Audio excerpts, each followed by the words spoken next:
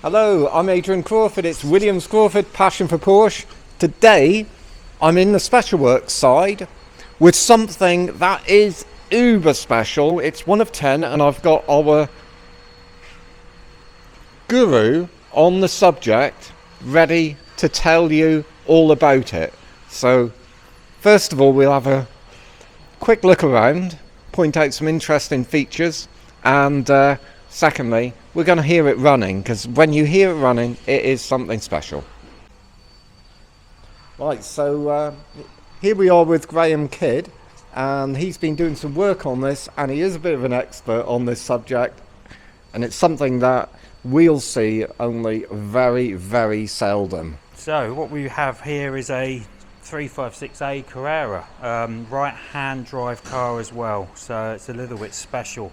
So these were the top of the line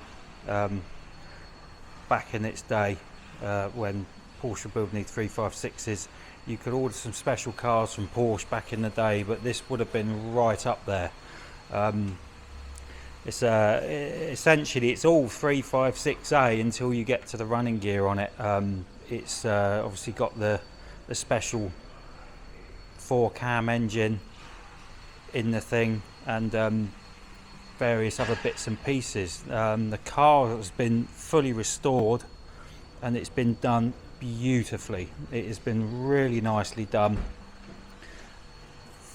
If I said thousands of hours have gone into it, and it's come down to us, and I've just done a little bit of light recommissioning on the thing, carburetors, cleaned the carburetors and things, and addressed a couple of oil leaks, and now she's up and running. Show me the meaty bit. So in the back, where it should be, is the famous 4-cam engine. This is the 1500cc 4-cam. All the cams are driven by bevel gears. It's extremely complicated. So what's going on down here then? So we've got twin distributors. Yeah. So two plugs per cylinder, but only 2 valves per cylinder. It's not got a 4-valve head or anything, but it's got a really complicated setup of shafts and drive shafts and shafts and drive shafts for all the cams, and they're notoriously difficult to build. This car is running the extremely rare Weber carburetors. Lots were fitted with the Solex carburetors, and these have got the Webers. And I've had these off and cleaned them all and checked them out. Had a float with a hole in, so it wasn't helping things, and that was a float full of fuel. So I've dealt with all of that, checked all the fuel system, and now she's a running car. Can you show us some of the other, like either 356 features or unique features to this, and that if I was buying it for an awful lot of money would be important to me? Things like the gauges. So you've got 160 mile an hour speedo. Wow. What, back in the day? Back in the day. 160? That's faster than airplanes. I don't know if it would go 160, but it would definitely see 3 figures quite easily. The 8,000 RPM tacho as well in it, so the red line starts at 6. So these are extremely high revving engines. There's also extra switches on the dash. You can see there's a couple of coil switches because it's twin ignition. These up here? Yeah, so this is slightly different, being a right-hand drive car. This has got a slightly different layout, but you've got 2 coil switches and a fuel pump switch in there as well. Where's the fuel pump switch? So the fuel pump switch is above the ignition, and then we've got a coil switch here and here, and then that's the wiper switch there. So it's a slightly different layout to a standard car. A little bit scattered as well. It is, yeah.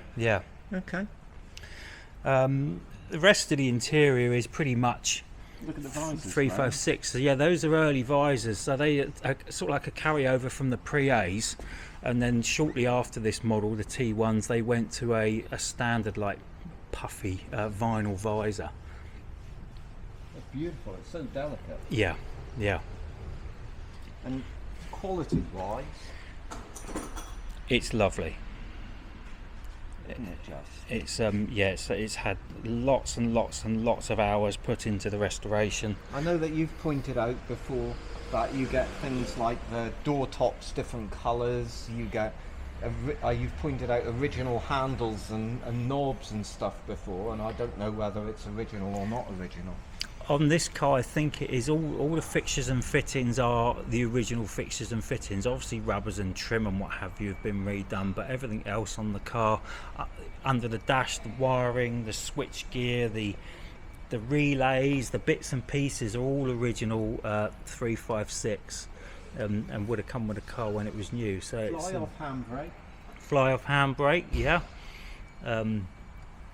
Fuel tap in the middle there that connects to the bottom of the fuel tank, which is standard for all 356s, and heater controls behind the gear lever on a T1, and then the later cars they are in front.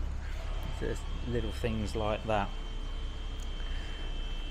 Being a standard road car, this hasn't got oil coolers. The GT cars had oil coolers mounted on the front, and the GT cars also had bigger brakes, whereas this has got a set of standard brakes. Is it drums or discs? This has got drums on it, big drums. I know people say, you know, disc brakes, but these are set up well. They are very, very efficient. All correct wheels, date stamp wheels, panels are all correct.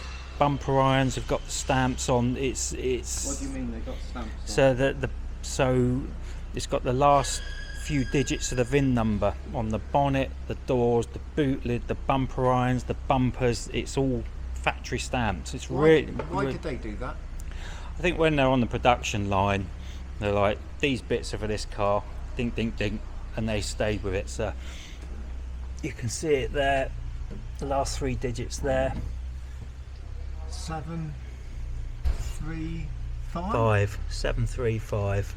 And even if you came down here, which you really don't see, you can just make it out in the middle of the bumper there, on the inside edge, 735. And the same with the bumper irons, because they were hand built. You can take this bumper off of this car and put it on another one in our showroom and it won't fit. Same with the bonnet, same with the doors. They're individual, they're completely hand built. So if you want to put that door on another car, you will spend hours trying to make it fit. It looks really good in here.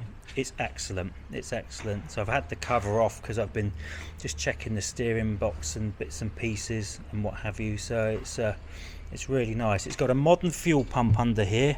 Yeah. And if you read through the history, they have had issues in the past with the original twin fuel pumps, but the original twin fuel pumps we have with the car.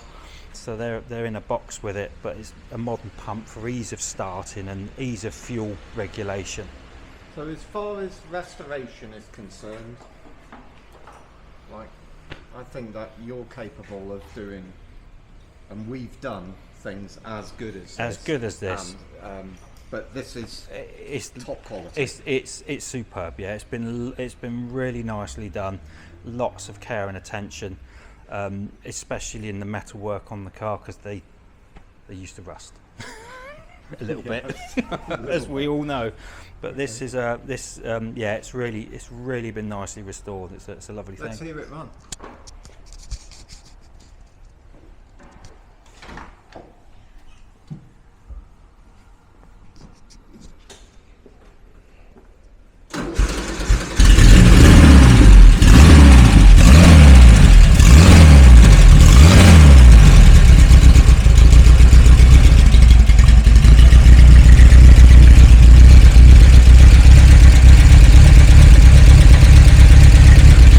Sounds really, it sounds crisp, like a proper performance engine.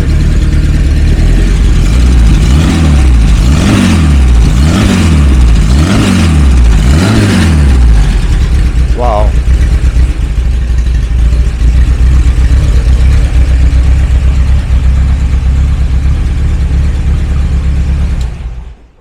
Well, that's unlike any previous 356 that we typically hear. It doesn't sound like a Beetle engine. It's really good. I mean, they were such special engines in their day, and obviously they were found in the Porsche Spiders and what have you, and then over the years the CC increased until they got as much as they could out of them, and then they went to a 6-cylinder. Brilliant. So we'll be having this one on sale very soon. There's very few people in the world that would sort of understand what it is. If you happen to be one of them, then we've got something we believe is super special and so rare, especially as a right-hand drive. It's a numbers matching car, and it's had a first class restoration. The interesting thing will be, where will this car end up? I mean, it's been around the world a few times already. It's highly unlikely to end up in Saltash. It could be in Singapore, it could be Sydney, it could be in the UK, I don't know. But look out for it coming onto our website soon. Thanks very much, Graham. You're welcome.